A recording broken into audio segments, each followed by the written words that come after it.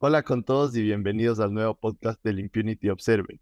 El día de hoy contamos con un invitado tremendo que es Agustín Echevarne, de Argentina. Agustín es economista especializado en desarrollo económico y comercialización estratégica y también es el director general de la Fundación Libertad y Progreso en Argentina.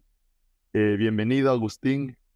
Según el calendario electoral, Argentina tiene elecciones presidenciales en octubre. ¿Cómo ves el panorama? ¿Crees que hay algún candidato que está prendido ahí en la carrera? Cuéntanos un poco más. Bueno, muchas gracias, Mauro, por llamarme. Un gustazo charlar contigo. Bueno, en Argentina la verdad que está en un momento crucial diría de nuestra historia. Bueno, si uno mira a la Argentina, estamos hace como 80 años en decadencia y yo creo que esta vez tenemos una oportunidad de cambio que es más importante que simplemente cambiar el gobierno. Creo que podemos hacer un cambio de ciclo, de ciclo económico, tal vez, porque nosotros hemos tenido muchos años con ideas falsas. Y ahora, en la última década, creo que ha ido mejorando la comprensión de la situación económica y social de la Argentina. Y estamos en una situación muy crítica en términos económicos. O sea, para resumir muy rápidamente, la pobreza en los últimos 40 años subió del 4% arriba del 40%. Posiblemente este año va a estar cercana al 50%. Y si miramos la inflación, nosotros hemos tenido una inflación promedio de 53% anual desde 1935, sacando los 10 años de convertibilidad que tuvimos con inflación cero. Pero el resto siempre fue muy alta. Y estos últimos 12 meses ya nuevamente estamos en los 3 dígitos, arriba de 100%. Y probablemente este año terminemos arriba de 130% de inflación. Es decir, es una situación tremenda. Los salarios vienen cayendo. Desde 2011 para acá, los salarios del sector informal, que digamos, donde está la mayor cantidad de pobres en la economía, cayeron prácticamente la mitad, más de 40%. Es decir que la situación social es complicada, la situación económica es complicada, y por supuesto esto agrava la situación política. Pero lo que ocurre es que probablemente va a ser, vamos a ver la derrota más grande del peronismo. Ahora es en su etapa kirchnerista, que digamos en su etapa cuasi chavista, para que comprendan los que no conocen bien el kirchnerismo. Cristina Kirchner y antes Néstor Kirchner vienen gobernando desde el año 2004 para acá, 2005, perdón. No, bien digo, del 2000, en realidad ganó las elecciones Néstor Kirchner en 2003. Así que tenemos muchos años de kirchnerismo, solamente con 4 años de Macri en el medio, pero que no cambió nada. Macri ganó las elecciones, pero no hubo cambios profundos. Cuando uno mira cuál es el problema grave de la Argentina, es el que introdujo el peronismo en la década del 40, que es un sistema corporativo. En un país que funciona bien, las decisiones se toman en el Congreso, ¿sí? Ahí están nuestros representantes. En cambio, en Argentina se toman en algo que llaman la mesa de diálogo. Y esa mesa de diálogo se sientan las corporaciones, se sientan los sindicatos, que si van a las elecciones sacan 2% de los votos, se sientan los piqueteros que cortan las calles y manejan los planes sociales, que si van a las elecciones no sacan ni 0,5% de los votos, y después se sientan empresarios, 20, 30 grandes empresarios, que si van a las elecciones tampoco ganan ningún voto, o muy pocos votos, y después los políticos. En cambio, en el Congreso están los verdaderos representantes. Esa situación creo que es la que nos ha llevado a una serie de errores. En esa mesa de diálogo se reparten subsidios y protecciones. Entonces la plata no alcanza y eso se genera un aumento del gasto público muy grande, que en esta década subió de 25 a 43% del PBI, o sea, prácticamente en los últimos 20 años subió casi al doble. La cantidad de empleados públicos se duplicó de 2 millones a 4 millones de empleados públicos y se aumentaron enormemente los planes sociales. Un montón de gente que vive de subsidios del Estado. Y todo eso genera una situación de deuda impagable. Hoy tenemos una deuda que es el 100% del PBI y un banco central que está quebrado. Es decir, que el panorama es tremendo. Pero en esa situación está cambiando la situación política porque creo que se viene una derrota del peronismo. Todas las encuestas lo marcan. y entonces la oposición va a triunfar, y ahí el gran tema es quién va a ser el que va a ganar este año, que esa es una cuestión que todavía está abierta, ¿verdad? Claro, totalmente. Y volviendo un poco a lo que dijiste al principio, ¿por qué hay un mejor entendimiento en Argentina de toda esta situación que se está viviendo, de toda esta crisis, de toda la situación política que se vive? Bueno, yo creo que es porque, por ejemplo, nosotros tuvimos una crisis en el 2001 con un muy mal diagnóstico. La gente compró una tesis que vendía la política, que el problema de la Argentina había sido la ley de convertibilidad que ataba el peso 1 a 1 con el dólar e impedía la inflación, digamos inflación cero. Y entonces cuando sacaron la convertibilidad, por supuesto, vino una enorme devaluación. Esa enorme devaluación provocó una caída enorme de los salarios, la pobreza subió al 53%, pero la economía empezó a crecer. Los salarios eran muy bajos y por lo tanto las empresas ganaban plata, pues pagaban muy bajos sueldos. El Estado pagaba muy bajos sueldos, y entonces resultaba que con los ingresos que obtenía del exterior, digamos del comercio exterior, podía pagarlos y entonces tenía superávit fiscal. Entonces la economía crecía y tenía superávit fiscal. Parecía una maravilla, Néstor Kirchner. Pero en realidad la pobreza estaba en el 54%. Por supuesto empezó a bajar, pero esa fantasía también hubo un crecimiento muy grande por el lado de los ingresos, porque se multiplicó en esa época el precio de los commodities, y entonces duró bastantes años. Pero ahora, con toda esta crisis, hay una comprensión mucho mejor del problema, porque cuando vino el gobierno de Macri, una gran cantidad de economistas liberales que vamos a la televisión, todos los días explicábamos que el gobierno de Macri también estaba haciendo las cosas mal.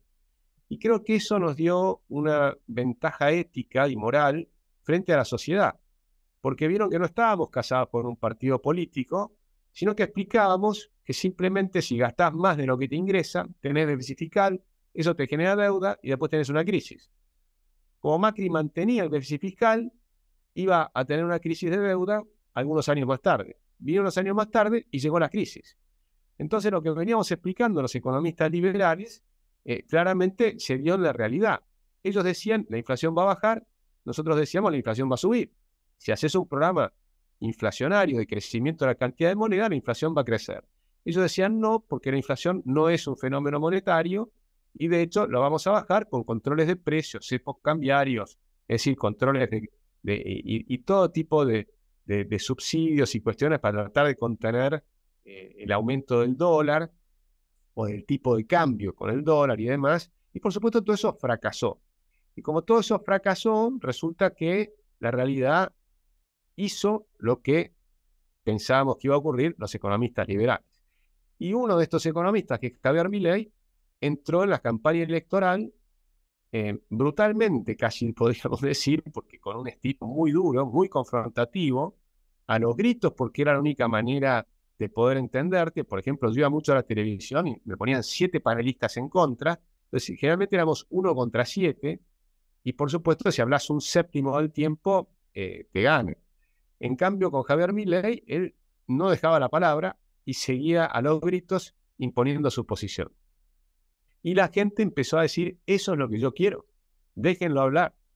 Y entonces empezó a crecer muy fuerte y en las encuestas hoy ha subido, en casi todas las encuestas, antes había como un sistema bipartidario, que era el peronismo contra el antiperonismo, todos los demás se juntaban contra el peronismo, y eso era parejo, pero el antiperonismo venía ganando 4 de las últimas 5 elecciones. ¿Qué pasa? Es que ganó para gobernar en las elecciones hace 4 años. Y por eso está gobernando el kirchnerismo. Pero perdió la de mitad de término y va a perder estas elecciones. La gran diferencia es que ahora, en lugar de ser 2 contendientes, son 3. Y el tercero es este economista liberal, que es Javier Milei, que viene creciendo muy fuerte y ya está parejo, casi se habla de tercios, 1/3 cada uno. Y entonces queda Juntos por el Cambio, que eran los antiperonistas de antes, con algunos peronistas que también se metieron allí, el peronismo, donde está Cristina Kirchner, es el kirchnerismo, pero también con el viejo peronismo, con los distintos peronismos, que hay muchos, pero que tienen una bandera que es ir juntos por el poder, pero con un problema muy grande, porque ahora va a tener 1/3. Entonces van a pelearse fatalmente porque no les va a alcanzar para repartir para todos los que pretenden llevarse cargos. Y en lo que son Juntos por el Cambio, que eran los antiperonistas, les pasa lo mismo, porque tenían una idea de juntar como mínimo un 40% de los votos y ahora resulta que entró un tercero que se va a llevar una porción de la torta. Y el juego político, a diferencia de la economía, es un juego de suma cero. Si alguien crece, alguien pierde. Y lo que están perdiendo son nosotros dos. Es el frente, digamos, de todos que son los peronistas y el frente de Juntos por el Cambio, donde están Macri y los nuevos contendientes. Y ahora viene en agosto las primarias abiertas y simultáneas, donde en el caso de Javier Milei es el único, o sea que él sabe que él va a ser el candidato a presidente, pero en los otros dos contendientes, es decir, los peronistas y los antiperonistas, no se sabe quién va a ser. Y ahí hay una disputa muy grande. Por supuesto, lo más interesante es Juntos por el Cambio, porque el que gane de Juntos por el Cambio puede ser presidente. Y es probablemente el que tiene hoy mayores probabilidades. Y ahí hay dos contendientes importantes, que son Patricia Bullrich y Horacio Rodríguez Larreta. Horacio Rodríguez Larreta, 8 años jefe de gobierno de la Ciudad de Buenos Aires, con todo el armado político y también la caja que le da la política de gobernar la principal ciudad de la Argentina. Y la contendiente, que es Patricia Bullrich, que fue ministra de Seguridad durante Macri y que tiene muy buena imagen y que creo que la gran mayoría de las encuestas nos muestran que puede ganar esa interna. Es decir, eso es lo que está en discusión ahora. Si Patricia Bullrich gana la interna, yo creo que Argentina ya ganó, porque Patricia Bullrich representa las mismas ideas que Javier Milei. Es decir, un enfoque liberal, un enfoque de reducir fuertemente el gasto público, de bajar los impuestos, de integrar la Argentina al mundo. Y entonces, entre Javier Milei, gane quien gane, Patricia o Javier, entre los dos van a liderar el Congreso y van a poder hacer una transformación muy profunda en Argentina. Y yo creo que eso es lo que va a pasar. Si ganara Horacio Rodríguez Larreta, ahí es más difuso, porque la idea de Larreta es hacer un gran consenso con el peronismo y hacer una cosa mucho más moderada, y el cambio sería menos drástico. Y probablemente no sería un cambio de sistema económico, sino que sería un ajuste dentro del mismo sistema económico. Un plan de estabilización para salir del desastre actual. Argentina yo creo que de todas maneras mejoraría, pero es más difícil de creer que sería un cambio de las profundas estructuras de la Argentina. Totalmente, y eso es algo que pasa acá en Ecuador, por ejemplo, cuando ganó Guillermo Lasso, todos esperábamos un plan liberal en la economía al menos, y, y se fue muy moderado, y ahora está teniendo problemas. Creía en un consenso, en un diálogo con todos, con el correísmo y con demás sectores, y eso fracasó, y ha sido un fracaso y se ha demostrado. Entonces, ¿cómo consideras tú que de ganar, digamos, Patricia Bullrich o Javier Milei, crees que pueden liderar este cambio ya en la práctica? Yo creo que sí. Creo que para hacer un cambio importante necesitas 4 condiciones. Necesitas una visión, creo que Javier Milei la tiene muy clara. Patricia Bullrich creo que tiene la misma visión. Luego necesitas la convicción de los cambios que tienes que hacer para llegar a cumplir esa visión. Ahí creo que Javier la tiene 100% clara, porque él se dedica a eso, a estudiar la economía desde hace muchos años, escribió 20 libros de economía. Por supuesto, Patricia Bullrich no tiene esa profundidad de estudios, pero sí tiene, creo, la idea clara que va hacia el mismo lugar. Lo que pasa es que cuando tienes los estudios más concretos, creo que te da mayor convicción. El tercer punto es el coraje, y los dos tienen coraje, o sea que van a ir hacia el mismo lugar con el mismo tipo de coraje y apuntando hacia el mismo lugar. Tal vez técnicamente Javier tiene mayor comprensión. Pero el cuarto punto es la capacidad de gestión de ese cambio.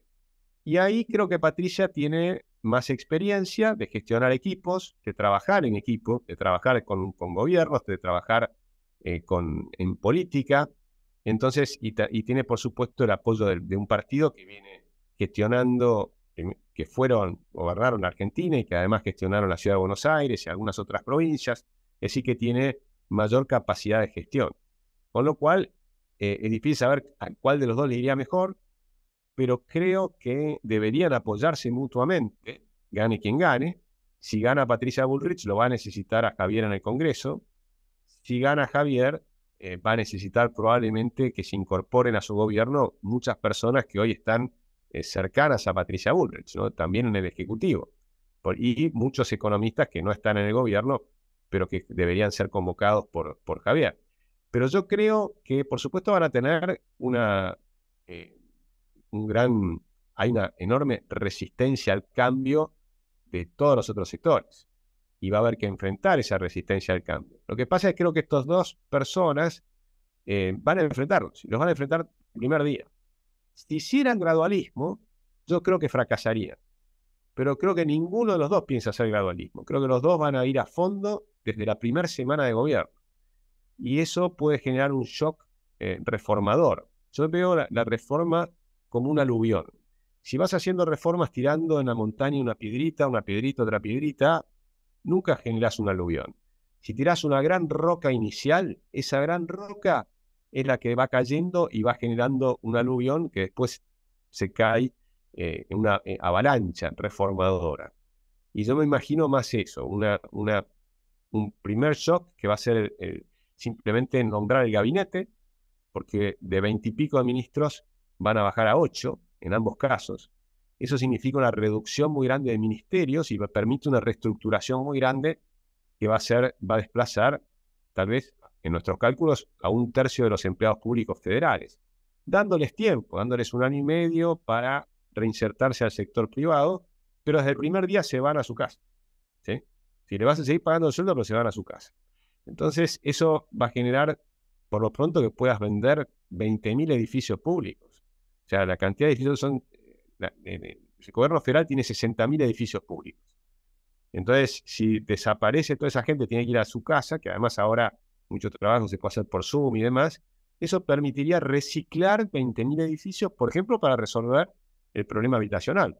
Y, por supuesto, haciéndolo del sector privado, vendiéndolos.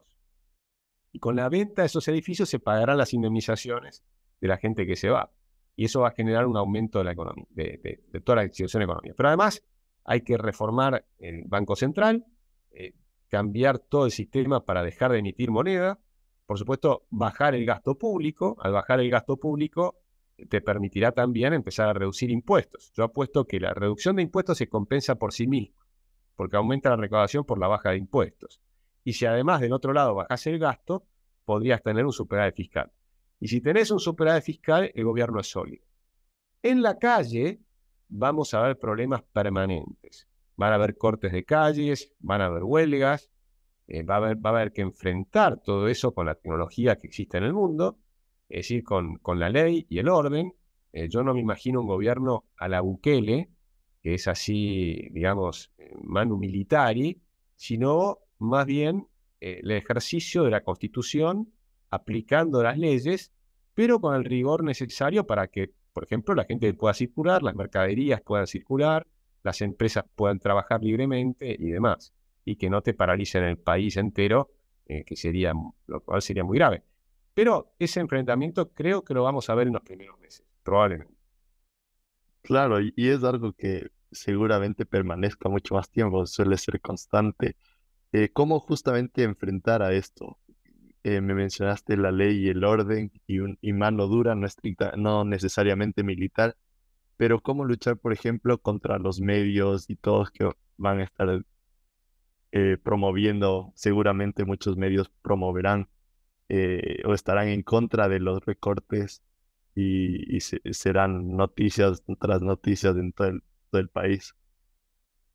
Yo no hablo de mano dura, sino más bien mano justa, es decir, aplicar la ley, ¿no? Con rigor, pero no es mano dura, sino que es mano justa, es decir, aplicar rigurosamente lo que dicen las leyes. Las leyes te permiten el libre tránsito, entonces no podés cortar, por ejemplo, el abastecimiento de una empresa o el abastecimiento de la ciudad o lo que fuere. Es decir, tenés que permitir que funcionen las cosas. Pero eso lo marca la ley, no es que lo queremos hacer de una manera ilegal, de ninguna manera, ¿no? Entonces, creo que eso es importante. Cuando Patricia Bullrich gobernaba como ministra de Seguridad, hubo un caso muy interesante en Argentina, porque en un momento en la ciudad de Buenos Aires era bastante caótico. Horacio Rodríguez Larreta, como jefe de gobierno, no impedía los cortes, y por lo tanto era muy difícil transitar en la ciudad de Buenos Aires, había muchos problemas. En un momento jugaba Boca y River, y tal fue el despelote que se armó, que no pudieron jugar en Buenos Aires y terminaron jugando en Madrid, ¿sí? Bueno, River ganó 3-1, así que eso no me lo puedo olvidar, en 2018. Pero 10 días más tarde, en el mismo lugar, en la misma ciudad, se organizó el G20. Y si uno mira lo que había pasado en las reuniones anteriores del G20, había sido un despelote muy grande en las calles, represión policial para tratar de poner orden, una cosa tremenda en Europa. Y en cambio en Argentina, en Buenos Aires, fue totalmente tranquila. ¿Por qué? Porque Patricia Bullrich organizó la reunión, hizo como 3 círculos donde no permitía que ingresen los colectivos, todos los piqueteros, los que traían. Estas cosas están todas organizadas. Cuando le tiraron piedras a Macri y demás, venían en colectivos, traían masas con las cuales rompían las veredas y los bancos de cemento, y con eso le tiraban a los policías. Bueno, todo eso lo impidió Patricia Bullrich, y el G20 tuvo una organización impecable. No hubo ningún corte, no hubo ningún piedrazo, ni siquiera fue necesaria la represión policial. Entonces creo que se puede organizar las cosas con profesionalidad, y eso te permitiría enfrentar a los problemas. Pero del otro lado, Macri, en lugar de cortar el financiamiento de los piqueteros, les dio más plata, creyendo que de esa manera los iba a apaciguar. Tanto Javier Milei como Patricia Bullrich lo que están diciendo es: nosotros les vamos a cortar el financiamiento. Los subsidios que se dan a una persona se van a dar directamente, el Estado a la persona, pero no a través de un movimiento piquetero. Porque el movimiento piquetero, para reclamar planes sociales, corta las calles. Y ese es el mecanismo que hay que desfinanciar. O sea, hay que sacarles el dinero. Y en cuanto a los medios de prensa, probablemente van a estar en contra. Porque una de las cosas que probablemente hagan es lo mismo que hizo Bolsonaro en Brasil. Les cortó el financiamiento, dejó de financiar. Hoy Larreta financia a los medios desde la ciudad de Buenos Aires, y el peronismo lo financia del resto del país y demás. Y hay mucho dinero de la política que va a los medios de prensa. Si uno quiere cambiar ese sistema y le va a cortar el chorro, por supuesto, los canales de televisión van a estar en contra. O sea que los medios de televisión y demás es muy probable que estén en contra del próximo gobierno. Entonces ahí hay que ver cómo se contrapesa eso. Bueno, hoy por suerte tenemos las redes sociales, hay canales alternativos, y después va a estar la gente que apoye el cambio. Y yo creo que el resultado más importante de apoyo de la sociedad se va a dar si eliminamos la inflación. O sea, si hay una fuerte caída de la inflación, eso va a generar un fuerte apoyo popular. Entonces, si eso se hace simultáneamente, no digo que van a ser años fáciles, los años de reformas son difíciles, pero creo que si se hacen las cosas bien, Argentina debería entrar en un proceso de convergencia con los países desarrollados, y eso significaría que Argentina tiene que crecer al 7% anual, porque tiene que crecer más rápido que los países desarrollados para poder ir a alcanzar. Esto es lo que ocurrió en muchos países, en Irlanda, en Nueva Zelanda, en Estonia, en Polonia, en República Checa, en Taiwán, en Hong Kong, en Singapur. O sea, hay muchos ejemplos de países que hicieron este tipo de reformas, que entraron en ese proceso de catch-up, es decir, de convergencia con los países desarrollados. Es a lo que apunta la Argentina. Por supuesto, no sabemos si esto va a ser así como lo estoy diciendo, pero yo creo que tenemos una buena oportunidad de que así sea.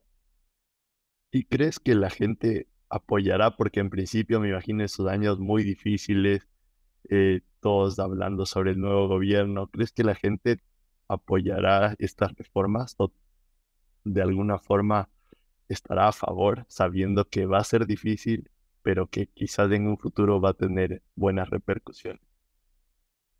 Bueno, va a haber muchos grupos en contra, como van a ser grupos empresarios que van a ver afectados sus intereses, los piqueteros los movimientos sociales y los intermediarios de la ayuda social que van a ver afectados sus intereses, los medios, todos ellos van a estar probablemente en contra. Pero hay mucha gente que al revés va a encontrar estabilidad, va a encontrar tranquilidad, va a encontrar que se acaba la inflación, que baja muy rápido. Un año más tarde la inflación va a ser mucho más baja. Cuando baja la inflación fuertemente, aumentan los sueldos en términos reales. Por ejemplo, el plan de convertibilidad que hizo Menem con su ministro Cavallo en la década del 90, recibió un país que tenía una inflación de 2.400% anual. Con el plan de convertibilidad, en 2 años, la inflación cayó a cero. Y la pobreza, que estaba en 44%, bajó a la mitad, a 22%. Es decir, que simultáneamente vas a ver una reducción de la inflación y una reducción de la pobreza. Y en el año 95, Menem ganó las elecciones. Es decir, que cuando haces un programa de estabilización exitosa, baja la pobreza, baja la inflación, bajan las tasas de interés, se expande el crédito, se expande el sector privado y ganas las elecciones. Eso, por supuesto, no es matemática la economía, o la sociedad, o la historia, pero uno puede decir que eso es factible, eso es probable que ocurra. Si uno logra hacer un programa de estabilización, la gente muy probablemente, en su mayoría, va a apoyar el programa. Más allá de que algunos, por supuesto, van a estar sufriendo y como está pasando hoy. El problema social hoy es gravísimo. Entonces, es imposible una varita mágica que solucione todos los problemas y que todos seamos felices inmediatamente sin ningún costo. Eso no existe. Lo que existe es la posibilidad de crear una situación para poder avanzar, ¿verdad? ¿Cuáles crees que son los problemas más grandes que tiene el argentino promedio hoy en día, además de lo económico? Bueno, hay un grave problema de seguridad que está en muchos lugares está número uno. O sea, el problema más grande es el económico, por la inflación y el empleo. Pero luego de eso está la seguridad. La seguridad ha venido deteriorándose y la sensación de inseguridad ha crecido mucho, en muchas zonas. Hay un aumento muy grande de todo lo que es el robo, como nosotros llamamos los motochorros, que vienen ladrones en moto y asaltan de a dos. Con lo cual eso ocurre mucho. Hay zonas donde el narcotráfico ha ingresado y está en plena guerra, como son la ciudad de Rosario, en Santa Fe. Ahí hay una cantidad de aumento de los asesinatos que fue muy importante. Y entonces la seguridad es un tema grave. Y ahí hay también una propuesta de cambio importante. Nuevamente Patricia Bullrich fue ministra de Seguridad y creo que ahí tiene una gran ventaja para poder resolver este problema, que de nuevo no se resuelve a la Bukele. O sea, Bukele lo resolvió al problema, pero con una situación muy dura de violación de derechos humanos y demás que yo no comparto, pero se puede hacer volviendo a una sana doctrina, ¿no?, donde el Código Penal se utiliza para reprimir los delitos. En Argentina se adoptó una errónea idea garantista, exagerada, donde se garantizan los derechos de los delincuentes, pero no se garantizan los derechos de las víctimas. Entonces hay que hacer una cuestión más equilibrada, donde el Código Penal encierra a los delincuentes en prisión, ¿no? La ley marca cuáles son los delitos que deben ser reprimidos y tienes que tener cárceles, que probablemente hay que construir cárceles nuevas en Argentina, porque la tradición de la Argentina es la tradición de Juan Bautista Alberdi, que la cárcel no es para castigo, sino que es por seguridad de la ciudadanía. Entonces, el verdadero garantismo es garantizar la vida, la libertad y la propiedad de las personas. Y por supuesto, los delincuentes también tienen derechos, pero no van a tener derecho a circular si cometen delitos y van a tener que estar en prisión.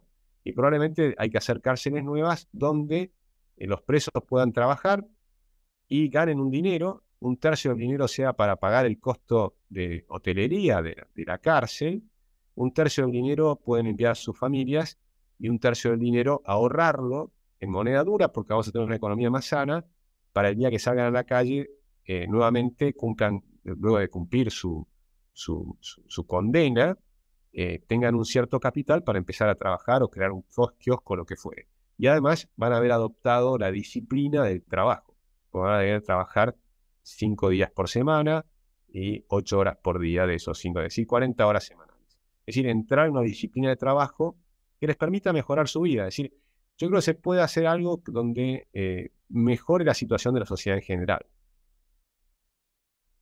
Claro, eso a la final es lo que busca gran parte de la población. Bueno, creo que eso es todo porque se nos ha pasado la media hora súper rápido, pero quiero agradecer a todos los que están viendo este episodio y darles unas gracias especiales a Agustín por darse el tiempo para estar acá. Les recuerdo también que nos pueden seguir en redes sociales como @observeimpunity y en nuestros canales de YouTube, BitChute, SoundCloud. Un placer, muchas gracias por la llamada, Mauro.